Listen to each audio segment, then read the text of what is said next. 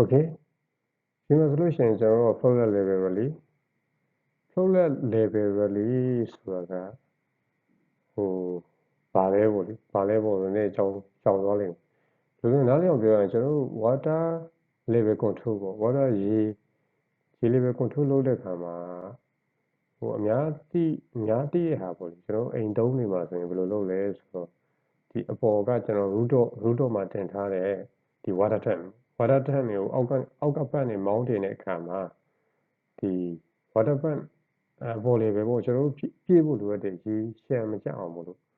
ဒီ control လုပ်ဖို့လိုတယ်လိုတဲ့အားကိုဘယ်လိုထိန်းလဲဆိုတော့ကျွန်တော်တို့ float bar နဲ့ထိန်းတယ်တော်များများသိမယ်အဲ့ကောင်ဒီ float bar ပေါ့လေ float bar ဆိုတာက float switch ပါပဲဒီကောင် switch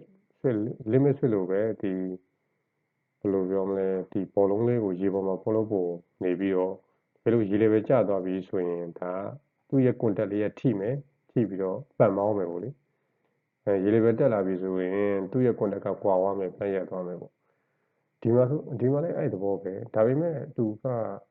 ရေပေါ်မှာပေါ်နေတဲ့ဒီ float bar နဲ့အလုပ်လုပ်တာမဟုတ်ဘူး float တိုင်းမဟုတ်ဘူး float လက်ရေထဲမှာလက်ထုတ်၃ချောင်းစိုက်ပြီးတော့ဒီကောင် water level စမ်းစီးလုပ်တာပေါ့ဗျစမ်းစီးလုပ်တာဆိုမြေဆောင်ပြောရင်ဒီမှာ Omron 61FG ဆိုတဲ့ model ကိုသုံးထားတယ်နှလုံးသုံးထားတယ်ပေါ့ဆိုတော့ 61FG ကပါလဲပေါ့ဘယ်လိုလုပ်လဲဆိုလို့ရှိရင်အကြမ်းပြောပြရရင်ဒီမှာဆိုရင်ဒီဘက်မှာ 61FG model ရဲ့ internal wiring diagram internal wiring diagram ကဒီအောက်မှာတစ်ချက်ကြည့်လိုက်ရင် S0 S1 S2 ဆိုတဲ့ဒီ supply 3ခုရှိတယ် supply 3ခုကဒီကောင်ဂျပန်ကထုတ်တဲ့အတွက်ကြောင့်ဒီ110 voltage ရယ်220 voltage ရယ် power supply နှစ်ခုကိုဒါမိမိဘယ်လိုပြောမလဲမိသုံးမဲ့ source ပေါ်မူတည်ပြီးတော့ပေါ့ကိုက110 power supply ရှိတယ်ဆို110ကို S0 နဲ့ S1 ကိုကျွေးလို့ရတယ်ဒါမှမဟုတ်220ဒါမှမဟုတ်240ပေါ့ရှိရယ်ကိုကအဲ့လိုကျွန်တော်မြန်မာပြည်မှာဆိုရင်220 240ရှိမယ်ပေါ့ရှိမယ်ဆိုလို့ရှိရင် S1 နဲ့ S2 ဟိုဒီ terminal မှာဒါ neutral line ကို connection ဝင်ရမယ်ပေါ့လေ okay ဆိုတော့ဒီမှာဒီကောင်ကတော့ကျွန်တော်လုပ်လိုက်တဲ့ဒါ transformer တစ်ခုအနေနဲ့ body chain လိုက်တယ်ပေါ့24 volt 8 volt ရှိမယ်ဒီ24 volt ကဒီ relay unit တစ်ခုရှိတယ်ဒီမှာဆိုလို့ရှိရင်ဒီကောင်ကဒါ level switch ဒီဘက်က relay unit ဒီ relay unit ကဘာလို့လုပ်လဲလို့ပြောရင်ဒီမှာမြင်ရမယ် TATC TP ဆိုတဲ့ contact point တစ်ခုရှိ contact point ဆိုတာဒီ normal အခြေအနေကရေမပြည့်ဘူးဆိုတဲ့အခြေအနေမှာ TC နဲ့ TP နဲ့ကဒါ normally close ဖြစ်နေတယ် close contact ဖြစ်နေတယ်ဆိုတော့ကျွန်တော်တို့ကဒီအခြေအနေမှာဆိုရင်ဒါပတ်မောင်းရမယ့်အခြေအနေဆိုတော့ကျွန်တော်တို့ပတ်ကို control လုပ်မဲ့ magnetic connector ဒါမှမဟုတ် relays ပေါ့လေmagnetic connector ပဲ control လုပ်လို့ရတယ် magnetic connector ရဲ့ power supply ကို TC ဝင်ပြီးတော့ TP ကနေထွက်ပြီးတော့ဒီ water pump ကိုမောင်းမဲ့ magnetic connector ကိုသွားသူ့ရဲ့ magnetic connector ရဲ့ coil ကိုပေါ့လေအဲ့လိုဆိုလို့ရှိရင်ဒါကျွန်တော်တို့ကရေ level ကျသွားတာနဲ့တပတ်မောင်းမယ်ရေ level ပြည့်ရင်ဒီကောင် contact ကကွာသွားမယ်ဘယ်ဘက်ကိုရောက်မလဲဆိုတော့ TA ဘက်ကိုရောက်သွားအခြေအနေနှစ်ခုရှိတယ် TA ဘက်ကိုရောက်သွားတယ်ဆိုတော့ဒီ contact တွေရဲ့ဒီ relay ရဲ့အလုပ်လုပ်ပုံဒီ relay လုံးမှဒီ contact လုံးလို့တဘောဆိုတော့နောက်တစ်ခုကဒီ alert ထုတ်တယ်ပေါ့ alert ထုတ်တယ်ဒီမှာပင်ကိုသုံးခုရှိတယ် E1 ရယ် E2 ရယ် E3 ရယ်ဆိုရဲဒီ alert ထုတ်ဒီရေတန့်ထဲမှာကျွန်တော်တို့ကဒီ site ထားရေ level ကိုစမ်းစီးလုပ်ဖို့ဆိုတော့ဒီမှာဆိုရင်သူ့ရဲ့ manual ရသူ့ရဲ့ manual ဘယ်လိုလုပ်လို့လဲဆိုလို့ရှိရင် E1 ကိုရောက်တာနဲ့ရေပြည့်ပြီလို့ဆိုလိုတယ်ပေါ့ဗျာတကယ်လို့ဒါရေ level ကနေရေ level တစ်ဖြည်းဖြည်းတက်လာတယ်ပတ်မောင်းလို့ရေ level တက်လာတယ်ဆိုကြပါစို့ E1 ကိုရောက်ပြီဆိုလို့ရှိရင်ဒီ contact ကကွာသွားမယ်မော်တာရပ်သွားမယ်ပန့်ရပ်သွားမယ်တကယ်လို့ဒါကျွန်တော်တို့ကအပူဒီရေကန်ထဲမှာအပူပေးတယ်ဒီရေနှုန်းငွေဖြစ်ပြီးပေါ့အချိန်တစ်ခုကြာလာတဲ့အခါမှာရေကျသွားမှာကျသွားရင် E2 ကိုရောက်သွားပြီပေါ့ရေ level က E2 နဲ့လွတ်သွားပြီပေါ့ E2 နဲ့လွတ်သွားတဲ့အချိန်မှာဒီကောင် contact ပြန်ဖြစ်ပြီးတော့ contact ပြန်မိပြီးတော့ဒါ ပတ်ကပြန်မောင်းမယ်ပေါ့ဒီတော့ E3 ကတော့ drain အခြေအနေ drain အခြေအနေကဘယ်လိုမျိုးပုံစံမျိုးလဲဆိုတော့ဥပမာဗျာကျွန်တော် drain alarm ပေါ့ drain alarm ဒါမှမဟုတ် low level alarm ပေါ့ရေက E3 အောက်ဆုံးအမှတ်ရဲ့အောက်ကိုရောက်သွားပြီဆိုတဲ့အခြေအနေဒါက emergency case ဆိုကျွန်တော်တို့စမ်းသပ်တခါတည်းပန့်ကတခုခုကြောင့်မမောင်းပဲဖြစ်နေတာဖြစ်နိုင်တယ်ဖြစ်နေတဲ့အခါမှာကျွန်တော်အိမ်ဒါဒီဟာကိုအိမ်မှာသုံးမယ်ဆိုတော့မှဖြစ်နေတဲ့အခါမှာကျွန်တော်ရေကသုံးနေမှာပဲဆိုရင်ရေကတောက်လျှောက်ကျပြီးတော့ E3 ရဲ့အောက်ကိုရောက်သွားရင်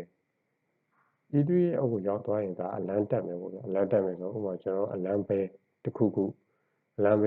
E3 ရဲ့အောက်ကိုရောက်ပြီဆိုလို့ရှိရင်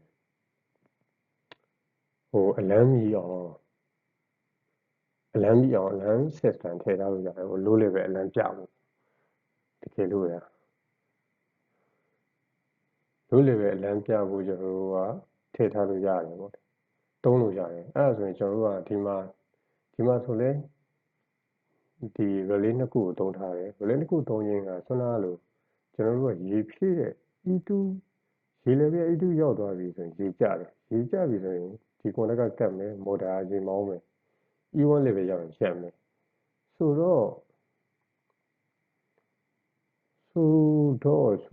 ကကျွန်တော်တို့ကဒီ E3 level မှာ level အောက်ရောက်သွားပြီဆိုရင် low level အလန်းပြမယ်ဆိုတော့ E3 ရဲ့ငုတ်ကိုကျွန်တော်တို့ကဒီတစ်ဖက် relay ရဲ့ E1 နေရာမှာဝင်လိုက်ပြီပေါ့တစ်ဖက် relay ရဲ့ E1 မှာဝင်လိုက်တယ်တစ်ဖက် relay ရဲ့ E1 မှာဝင်လိုက်ခြင်းအဖြစ်တကယ်လို့ဒီ relay က E3 ဒီလိုရေအမှတ်က E3 ရဲ့အောက်လွတ်သွားပြီဆိုရင်ဒီ relay ကဘယ်လိုပြောမလဲဒီ contact ကလွတ်ပြီပေါ့ TC နဲ့ TP contact က TC နဲ့ TA contact ကအလုပ်ပြီပေါ့လေဆိုတော့ကျွန်တော်တို့ကအလန်း system ထည့်မယ်ဆိုရင် E3 ငုတ်ကိုတခြား relay တစ်ခုရဲ့E1 ဆိုတဲ့နေရာမှာ E3 ကျွန်တော်တို့ဝါဒတက်နေမှာစိုက်ထားတဲ့ E3 အလက်ထုတ်ကလာတဲ့ဒါကြိုးပေါ့လေခွန်ရံကြိုးကိုဒီမှာ connection ဝင်လိုက်တယ်ဆိုလို့ရှိရင်ဒီကျွန်တော်တို့အလန်းပေးမဲ့ဟာကို TC ကနေ TA TC ကိုဖြတ် TA ကနေထွက်လာတဲ့ဟာကိုကျွန်တော်တို့ဘဲပေါ့လေအလန်းဘဲကိုတွားပြီးတော့ပေးလိုက်ရင်ဒါက low level အလန်း system တစ်ခါလေးတက်ထားပြီးသားဖြစ်သွားမယ် okay ဆိုတော့ဒါ flow level လေးကိုဒါအတိုင်းအတာတစ်ခုနားလည်မယ်လို့ယူဆတယ်ဆိုတော့တကယ်လို့ဒါကိုယ်တိုင် installation လုပ်မယ်ဆိုလို့ရှိရင်တော့